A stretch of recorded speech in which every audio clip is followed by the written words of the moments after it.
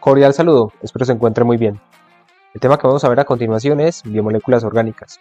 Este tema lo voy a distribuir en 4 videos de acuerdo a los diferentes tipos de moléculas que vamos a ver, que son carbohidratos, lípidos, proteínas y ácidos nucleicos. Vamos a ello.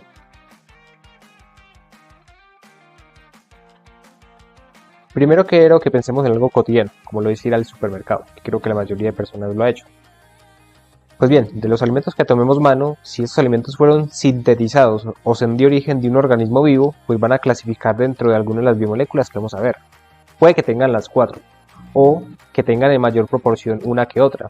Por ejemplo, hay alimentos que van a ser más ricos en carbohidratos, otros más ricos en lípidos, otros más ricos en proteínas, o, vuelvo y redondo, si son moléculas o son alimentos cuyo origen es de un organismo vivo, pues van a tener su propio ácido nucleico, ese ácido nucleico que le confiere las características o propiedades de ese alimento como tal.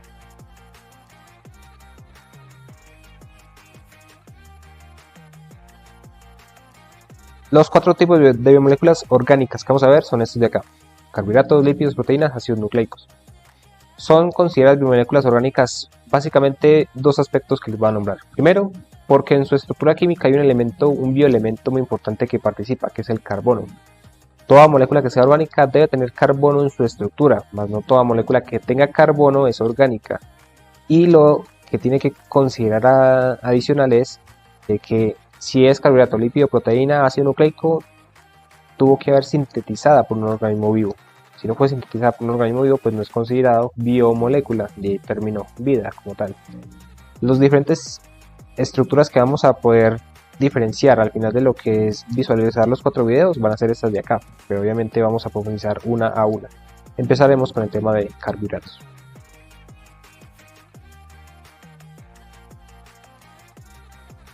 Los carbohidratos están compuestos principalmente por los bioelementos carbono, hidrógeno y oxígeno, que pueden tener más elementos. La respuesta es sí, pero esos son los que van a tener mayor proporción. Se clasifican de acuerdo al autor. Hay los que los clasifican en 3 grupos, otros que lo clasifican en 4. Yo les traigo la clasificación de 3, que es en monosacáridos, disacáridos, polisacáridos. Monosacáridos, cuando solamente tengo una estructura cíclica, con base en esa estructura cíclica, pues yo ya considero los elementos que los constituyen, carbono, hidrógeno y oxígeno. Yo tengo como tal un monosacárido. Disacárido. Disacárido es cuando 2 estructuras cíclicas las voy a unir. Es decir, quiero unir 2 monosacáridos por medio de un enlace, que el enlace en los carbohidratos se llama enlace O-glucosídico. Esto lo vamos a profundizar un poco más. Pero la idea es de que al unir 2 de estos mediante un enlace, voy a formar un disacárido. Y en el caso de los polisacáridos, ya son carbohidratos mucho más complejos, donde ya no son solamente 1 y 2, sino 100, 200 unidades de monosacáridos, todos unidos por enlaces O-glucosídicos también.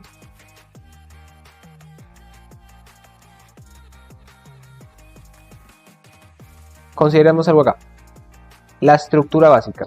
La estructura básica, vamos a hablar de esto durante cada biomolécula. Cada biomolécula tiene su estructura básica o estructura simple. Cuando yo me refiero a estructura simple, quiero hacer referencia a la estructura química donde yo puedo, digamos, representar como mínimo a una biomolécula. El tema de los carbohidratos. Lo más simple para yo construir, digamos, un polisacárido es un monosacárido. Es decir, si yo quiero construir un polisacárido, ¿qué necesito? Necesito unir varios monosacáridos. Al unir varios monosacáridos voy a formar algo más complejo. Pero la estructura más simple en términos de carbohidratos es esta de acá, un monosacárido. Ese monosacárido yo lo puedo representar en forma lineal como esta acá, que considera los elementos que vimos anteriormente, carbono, hidrógenos y oxígenos. Puede ser representada en forma lineal, no hay que asustarnos por eso. O puede ser representada en forma cíclica. Tienen que ir tomando la estructura cíclica de Haworth, que sigue considerando, digamos, la misma estructura básica, un monosacárido. Solamente aquí está de forma cíclica y el más común es la glucosa. ¿Por qué es importante conocer el concepto, comprender el concepto de estructura simple o estructura base? Se los voy a explicar con base en la parte fisiológica de lo que es el sistema digestivo, que funciona así más o menos. Estos alimentos que tengo acá son ricos en carbohidratos. Un carbohidrato muy particular, que es un polisacárido, y es el almidón. Pues ¿qué pasa con ese almidón? Cuando nosotros consumimos almidón o algún alimento de estos de acá, ese almidón va a transitar por lo que es intestino delgado. Pero para poder yo aprovechar ese alimento como tal, que sea absorbido por intestino delgado y que luego pase a torrente sanguíneo, tiene que estar en forma de monosacárido, es decir, en forma de estructura simple. Si no está en forma de estructura simple, pues simplemente no se puede absorber ni llegar a torrente sanguíneo, mucho menos. ¿Qué debo hacer para algo que es muy complejo, volverlo monosacárido? Un proceso enzimático. Las enzimas son proteínas, las vamos a profundizar más en el tema de proteínas. Pero aquí les voy adelantando de que una enzima lo que hace es romper enlaces. Esos enlaces o glucosídicos del almidón, por ejemplo, los va a ir rompiendo para obtener primero que todo disacáridos, como este que está acá. Una vez obtengo el disacárido, ¿será que este puede ser absorbido? Todavía no, porque no está en forma de monosacárido. Por lo tanto, otra enzima que va a romper este último enlace o glucosídico va a obtener monosacáridos, estos que están acá. Y ahí ya obtengo la estructura simple o el monosacárido que me permite ser absorbida por el enterocito, que es la célula en el intestino delgado, y llegar hasta torrente sanguíneo. Esa es la importancia en términos, digámoslo, fisiológicos.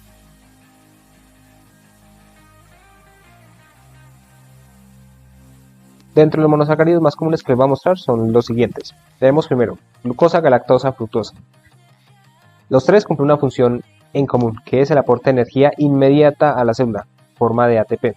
Cuando yo hablo en forma de ATP es que alguno de estos tres que yo, digamos, incorporo en la dieta van a sufrir un proceso catabólico, una ruta metabólica llamada sea glucólisis, continuada con lo que es ciclo de Krebs, donde voy a obtener energía en forma de ATP, energía para la célula, que se expresa en energía mecánica o algo así.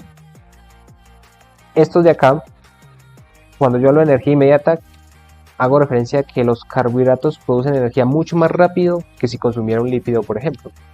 Por lo tanto, es el término de energía inmediata acá, que es muy importante. La glucosa, ¿dónde la puedo obtener? La puedo obtener de forma aislada en lo que es torrente sanguíneo. ¿Por qué? Porque cuando yo iba a torrente sanguíneo sabía de que ahí estaba en forma de estructura simple, es decir, monosacárido. Por lo tanto, ahí la puedo obtener. También, ¿dónde? En la savia de las plantas. Porque la savia de las plantas, ¿qué es lo que producen? Producen almidón. Y ese almidón, ¿cómo se produce? Se produce primero, la planta produce glucosa, luego produce otra glucosa, las une, forma un disacárido y después produce otra, hasta formar un polisacárido como lo es el almidón. Y en esa, digamos, el líquido llamado savia, que transita por la planta, pues es rico en glucosa. Otro monosacárido, la galactosa. La galactosa es un monosacárido que forma parte de un disacárido que es la lactosa. La lactosa está compuesta por glucosa más galactosa, que se unen las dos para formar lactosa, pero ahí la galactosa está digamos, en esa fuente. Y la fructosa es que se puede encontrar en frutas, vegetales, bien. Otra cosa por detallar acá es en cuanto, digamos, algo que les pueden profundizar, que cuando es de 6 lados es de tipo piranosa, cuando es de 5 lados, como la fructosa, es de tipo furanosa. Y ahí obtenemos, digamos, otros términos particulares. La numeración de lo que es carbonos, que esto nos va a servir para formar enlaces. La numeración en monosacáridos es de derecha a izquierda. Carbono 1, 2, 3, 4, 5, el sexto carbono que está por acá afuera. Y en la fructosa, carbono 1, que comienza acá afuera, de derecha a izquierda. Luego el 2 por acá, 3, 4, 5, 6. Tiene 6 carbonos. Pero las diferencias están con respecto a eso. A un anillo de 6 lados, un anillo de 5 lados. O en el caso de la glucosa galactosa, ya tocaría ir más hacia el carbono donde haya diferencias. Por ejemplo, en el carbono 2, en el carbono 4 hay diferencias. Aquí en el carbono 2 hay un OH abajo, mientras que aquí el OH estaba arriba y aquí el OH estaba abajo, mientras acá estaba arriba. Detalles así como esos, pero obviamente esto es más centrado como a la parte de biología. En un tema de bioquímica quizás en otro momento.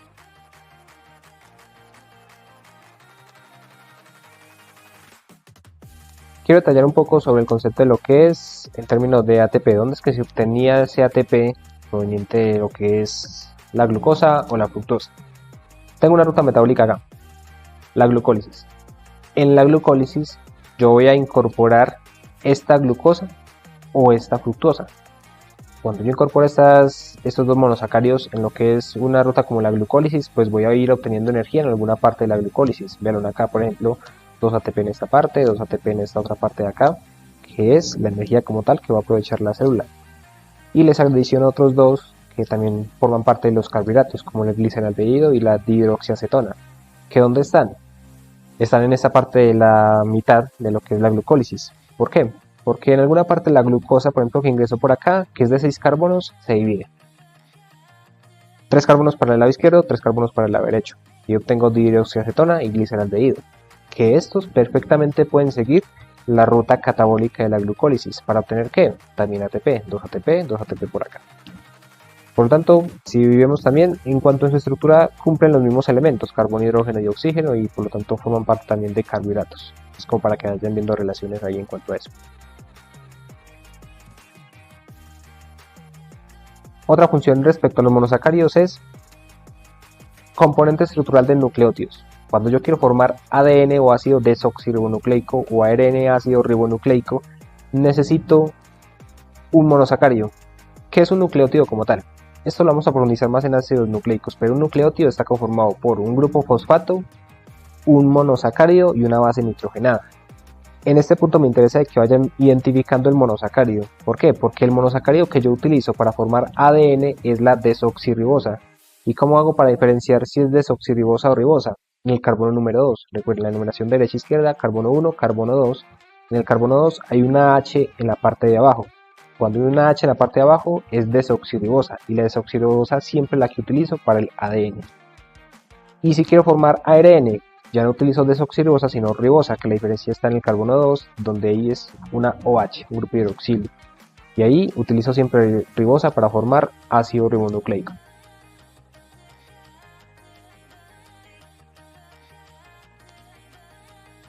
Habíamos hablado un poco del ATP, pero el ATP en sí ¿qué es? Es una molécula química con forma de ¿qué? El ATP, el significado es adenosín trifosfato. También es tema de ácidos nucleicos, pero aquí les voy adelantando un poco, donde está compuesta por una base nitrogenada que es adenina y utiliza también un monosacárido, miren acá, y es de tipo ribosa, carbono 2, 1H en la parte de abajo, y es trifosfato, adenosín trifosfato porque utiliza 3 fosfatos. Van a haber otros como adenosín difosfato, donde utiliza ya en este caso solamente 2 fosfatos, pero sigue siendo la ribosa. Adenosín monofosfato, donde es la misma ribosa también, pero ya es un solo grupo fosfato. Y adenosín monofosfato cíclicos, donde sigue siendo ribosa, pero hay una pequeña estructura cíclica entre el fosfato que tiene y el monosacárido que utiliza.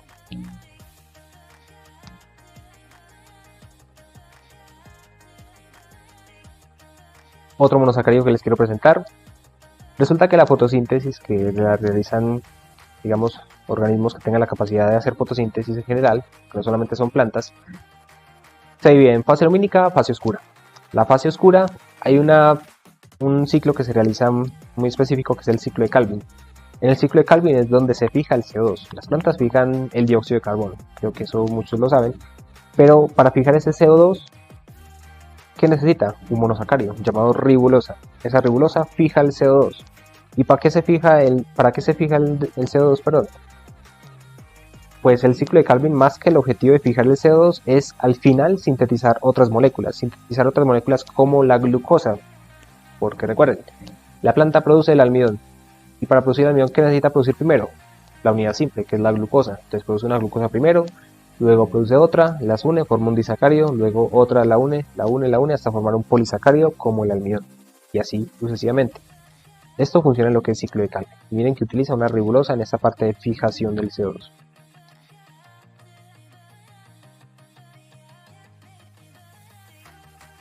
En cuanto al tema de disacáridos. Para formar un disacárido necesito unir dos estructuras cíclicas, bien sea las dos de tipo piranosa, es decir, de 6 lados, o de tipo piranosa-furanosa.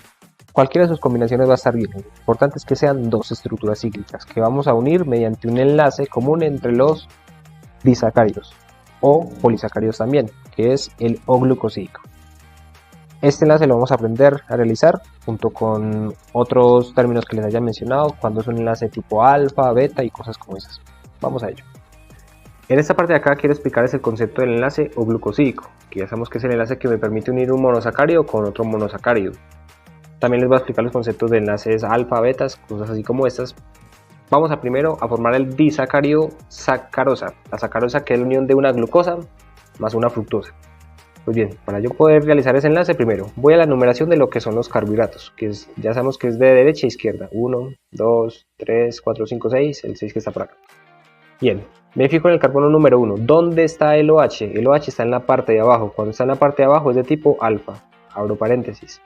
Ese OH, ¿para qué lo identifico? Pues justamente porque la H de ahí me permite unirme con este grupo hidroxilo de acá y H más H me da H2, oxígeno, H2O. Esto es lo que se llama síntesis por deshidratación. ¿Por qué?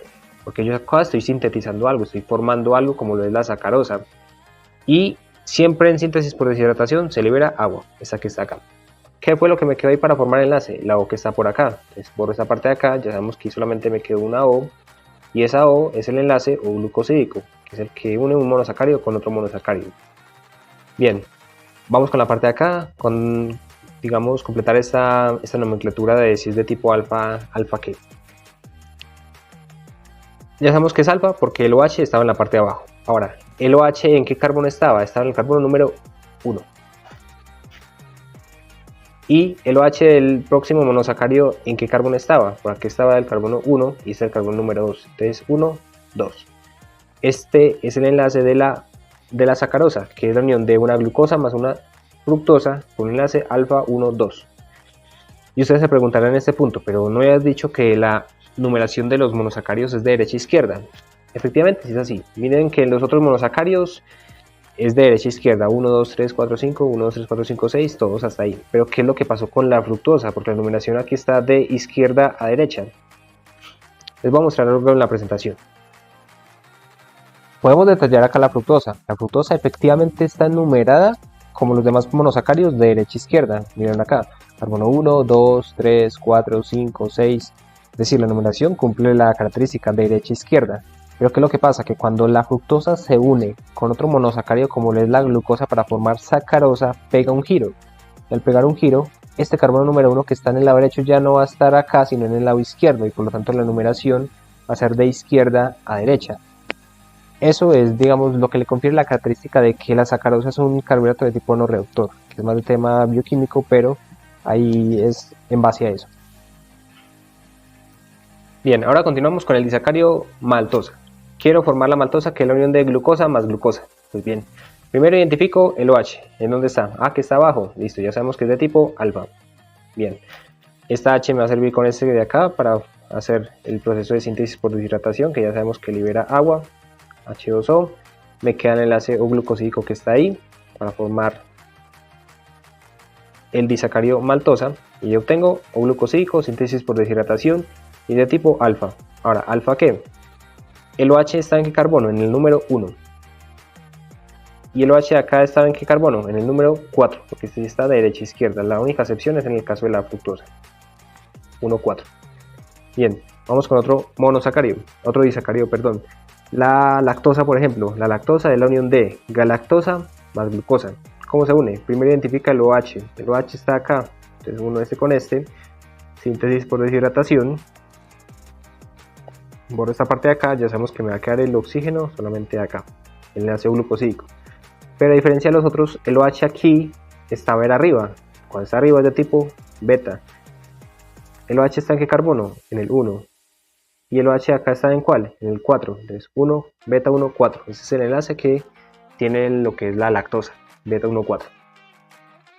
Y el último disacárido que les quiero mostrar es el de acá, la isomaltosa, que el OH originalmente estaba en la parte de acá y por acá estaba el otro OH. Uno está H con esta parte de acá, síntesis por deshidratación. Bien, ¿qué me quedó? El oxígeno que está ahí. Y si vemos acá, ahí está el oxígeno, que este es el oxígeno, el que me permite formar el enlace O glucosídico para formar el disacárido isomaltosa. ¿Pero enlaces de qué tipo?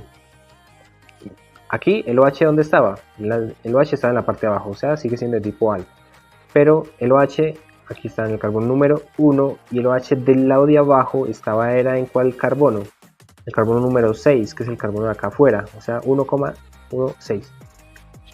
Así es como se hace, digamos, la nomenclatura en cuanto a los enlaces. Una vez entendido el concepto de enlace O glucosídico, ahora sí vamos a mirar los ejemplos más comunes. Tenemos sacarosa. Sacarosa es la unión de una glucosa con una fructosa. Aquí está el enlace O glucosídico, que ya lo conocemos. Es un enlace tipo alfa 1, 2. ¿Dónde podemos encontrar la sacarosa? Es el azúcar común, el azúcar de mesa, proveniente de lo que es caña de azúcar, de la remolacha. Ahí se puede obtener sacarosa. Otro disacárido, maltosa. La maltosa es la unión de dos monosacáridos que son glucosa más glucosa. El enlace O glucosídico está por acá y el enlace es de tipo alfa 1,4. Ahí están. ¿Dónde puedo obtener maltosa? Pues la maltosa yo la puedo obtener de la hidrólisis de lo que es el almidón. ¿Qué pasa con ese concepto de hidrólisis? Ya se los voy a explicar. Para explicar un poco más a profundidad el tema de hidrólisis, voy a explicarlo en el tema de la maltosa. Que ya sabemos que cuando yo hago síntesis por deshidratación es porque estoy uniendo algo, estoy sintetizando algo. Y aquí lo que hago es liberar agua. Pero cuando yo quiero hacer el proceso contrario, es decir, romper, ¿qué es lo que hago? Tengo que volver a incorporar la molécula de agua. Entonces agua otra vez llega hacia allá. Pero adicional de incorporar la molécula de agua, que de ahí hecho viene el concepto de hidrólisis, lisis es romper hidro con agua, necesito un proceso enzimático, es decir, va a haber una enzima que se encargue de romper este enlace O-glucosídico para obtener ya digamos unidades simples como tal. Ahora tenemos acá el almidón.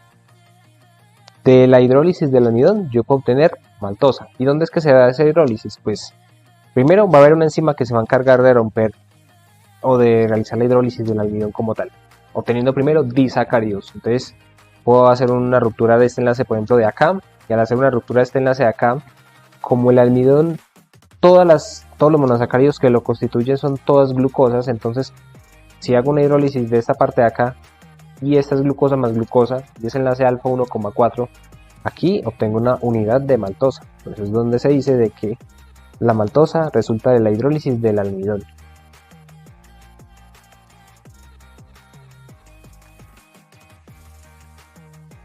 Sigamos con más ejemplos. Disacáridos. Tenemos la lactosa. La lactosa es la unión de galactosa más glucosa. Aquí está el enlace O-glucosídico, solamente que es de tipo beta 1,4, donde se encuentra la lactosa en productos lácteos en general. La celobiosa. La celobiosa también se obtiene de la hidrólisis de la celulosa. La celulosa es otro polisacárido. Pasa exactamente lo mismo. En alguna parte de ese polisacárido le voy a hacer hidrólisis y voy a obtener primero disacáridos. Al obtener primero disacáridos, ¿qué obtengo? Celobiosa, que es de un enlace de tipo beta 1,4, porque a diferencia de la maltosa era alfa 1,4 y este es beta 1,4.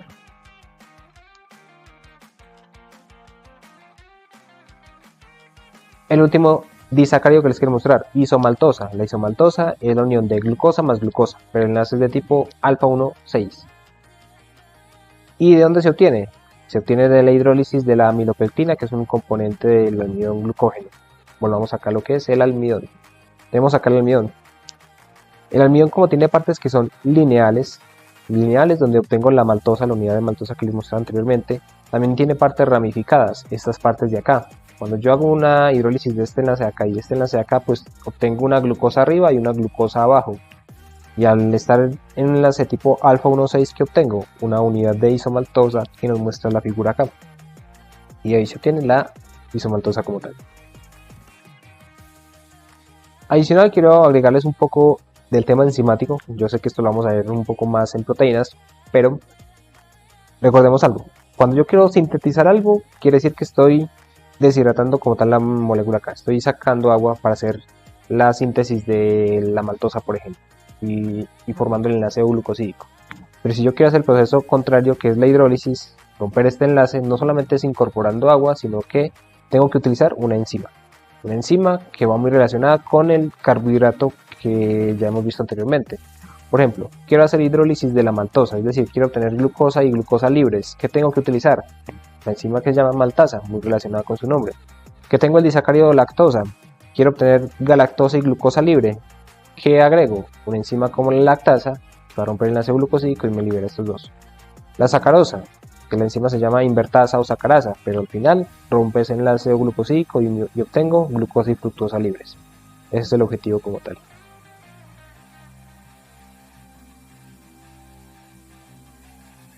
Vamos con el tema de polisacáridos. Polisacáridos es cuando ya tengo 3 o más monosacáridos unidos, también por enlaces O-glucosídicos. Miren que acá cuando yo uno un tercer monosacárido, también el enlace que une este con este es O-glucosídico.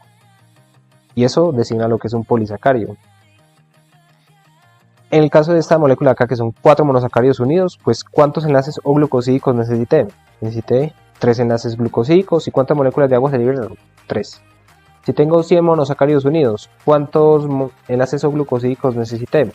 Pues nuevamente se le resta 100 menos 1, y ahí obtengo 99 enlaces o glucosídicos o 99 moléculas de agua liberadas para realizar o sintetizar ese polisacárido de los que vayamos a ver a continuación. Otra designación que les había, digamos, más o menos comentado de que hay algunos autores que clasifican en 4 o en 3. Yo les había mostrado en 3, pero la cuarta es esta, oligosacárido. Oligosacáridos es cuando tengo de 2 a 10 o de 3 a 10, depende ahí también. Pero sigue siendo lo mismo. Para formar de 2 a 10 tengo que unirlos mediante enlaces o glucosídicos, y ahí designa el término de oligosacárido.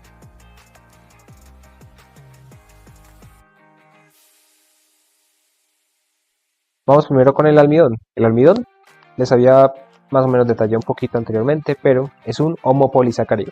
Todos los monosacáridos que utilicé para formar el almidón son iguales. Glucosa más glucosa más glucosa, todas son glucosas. Y están unidas por enlaces alfa 1,4, que son las unidades de amilosa, es decir, las unidades lineales que conforman el 30% de la molécula.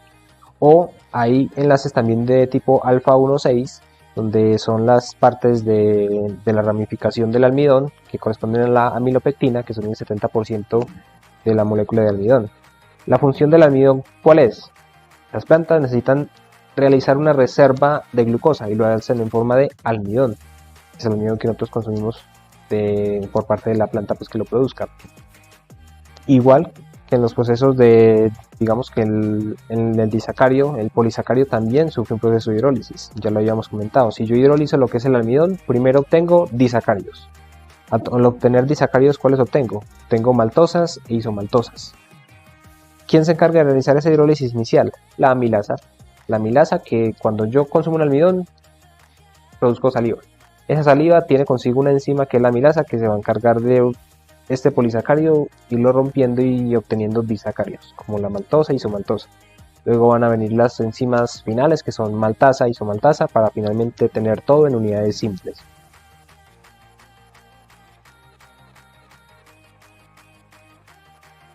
Haciendo un paréntesis acá en cuanto a los alimentos que consumimos que tienen mayor porcentaje de carbohidratos, están estos de acá. Hay algunos que clasifican más dentro del nivel estructural de polisacáridos, como es, digamos, pasta, pan, arroz, así como esos, están más dentro de polisacáridos. Pero hay otros que, como la miel, zumos, están más dentro de lo que es fructosa, que es un monosacárido, y hay otros que están en disacáridos, como los caramelos, galletas, azúcar, que están dentro de ese nivel de disacárido. Y, en general, son alimentos ricos en carbohidratos.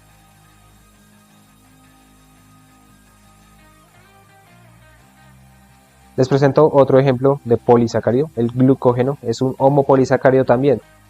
Todos los monosacáridos que utilicé acá son glucosa, glucosa, glucosa, glucosa, glucosa. Tienen también partes lineales, partes ramificadas. Las partes lineales, enlaces alfa 1,4 y partes ramificadas 1,6. Alfa 1,6. La función del glucógeno, ¿cuál es? Las plantas almacenan glucosa en forma de almidón. Nosotros los animales almacenamos glucosa en forma de glucógeno. ¿Lo almacenamos dónde? En hígado y músculos. Hígado un 10%, músculos un 2%. ¿Y para qué almacenamos glucógeno? Se los voy a explicar un poquitico más adelante. Pero al nivel de lo que es la hidrólisis del glucógeno pasa exactamente lo mismo. Como todas son glucosas, las partes que son lineales, esta glucosa con otra glucosa, voy a obtener disacáridos como maltosa. Y en las partes ramificadas voy a obtener disacáridos como la isomaltosa también. Ahora les voy a explicar para qué almacenamos glucosa en forma de glucógeno. Tenemos esto de acá. Consumimos un alimento como este de acá, rico en almidón. Si todo el proceso de absorción de nutrientes por intestino delgado funcionó bien, significa que absorbimos esa parte de carbohidratos en forma de monosacáridos. Entonces los niveles de glucosa en sangre aumentaron, es decir, hiperglicemia, llamémoslo así. Pero nosotros no podemos estar con niveles de glucosa altos en sangre. Esos niveles de glucosa tienen que estar más o menos constantes. ¿Qué es lo que pasa? Entonces, la glucosa que la célula requiere en ese momento, pues la va a tomar. Pero ¿qué pasa ya con el exceso? El exceso va a ser almacenado en forma de glucógeno, esta parte que está acá. Hasta torrente sanguíneo, la glucosa puede ir para músculo y ser almacenada en forma de glucógeno. O para hígado, glucosa será almacenada en forma de glucógeno. ¿Y para qué se almacena ahí? Pues porque en algún momento esa glucosa que tenga yo aquí se va, digamos, a disminuir. Porque la célula ya se la fue gastando toda durante el tiempo en que no estuvimos comiendo. Y necesita más glucosa. ¿Qué es lo que hace? Va a hacer las reservas de glucógeno en hígado, realiza la hidrólisis de del glucógeno, obteniendo unidades simples como lo es la glucosa, para que las células que lo requieran vayan tomando esa glucosa y se mantengan, digamos, los niveles, garantizando que se mantengan los niveles de glucosa en un nivel más o menos estable, no estando en hiperglicemia ni en hipoglicemia.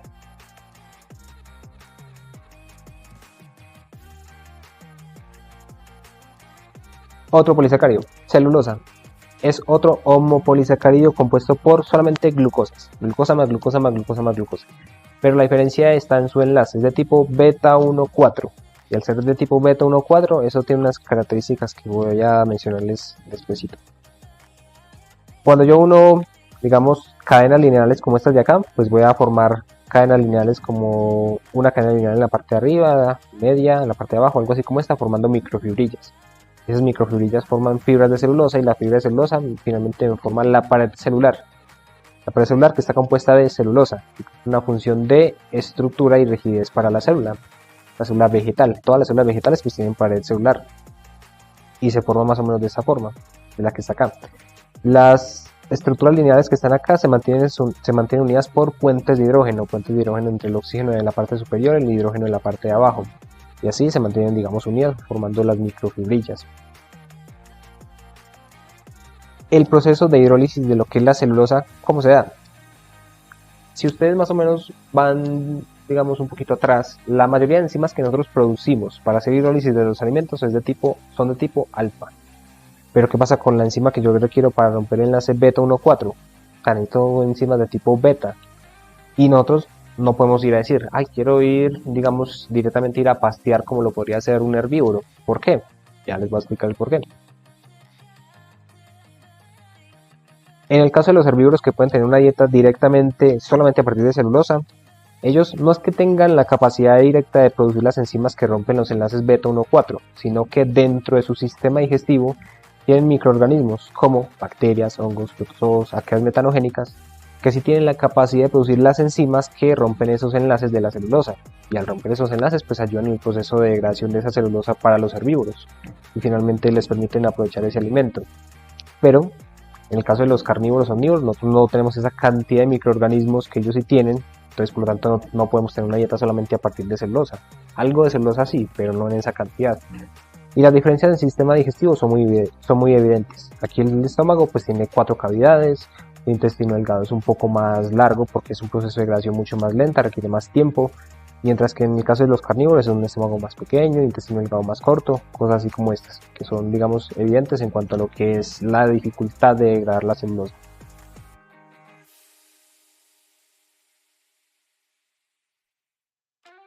Otro polisacárido, quitina. Quitina es un homopolisacárido también, pero aquí no todas son glucosa, glucosa, glucosa. Aquí es otro monosacárido que no vimos, que es N-acetilglucosamina. Es la unión de N-acetilglucosamina con otra N-acetilglucosamina, varias N-acetilglucosaminas unidas por enlaces beta 1,4.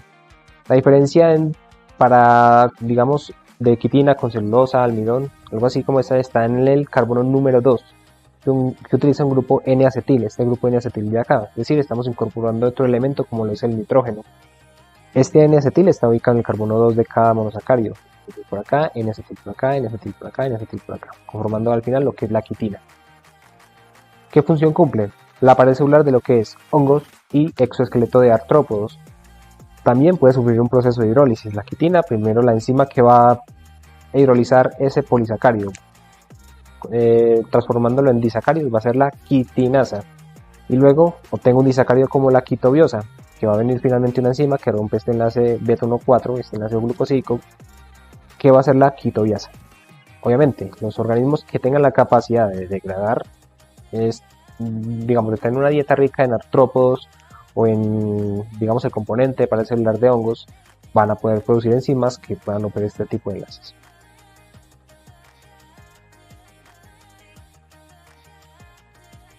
Y el último polisacárido que les presento es este acá, peptidoglicano o mureína. Es un heteropolisacárido. Aquí todos no son glucosas ni todos son el mismo. Aquí son unidades alternantes de N-acetilglucosamina y N-acetilmurámico.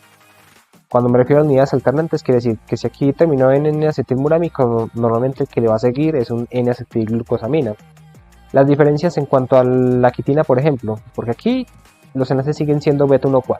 También tiene un grupo N-acetil, pero la diferencia está en esta parte de acá inferior, donde tiene, digamos, cadenas laterales peptídicas o aminoácidos, como la L-alanina, D-alanina, que le confieren ese nombre de acá. Péptido viene de la parte peptídica de aminoácidos y glicano porque está unido a glúcidos. La función de este como tal es ¿cuál? Función estructural también. Forma y rigidez a la pared celular de las células bacterianas. Las células bacterianas tienen pared celular. Está compuesta de peptidoglicano o mureína. Eso es todo lo que quería compartirles por el tema de carbohidratos. Muchísimas gracias.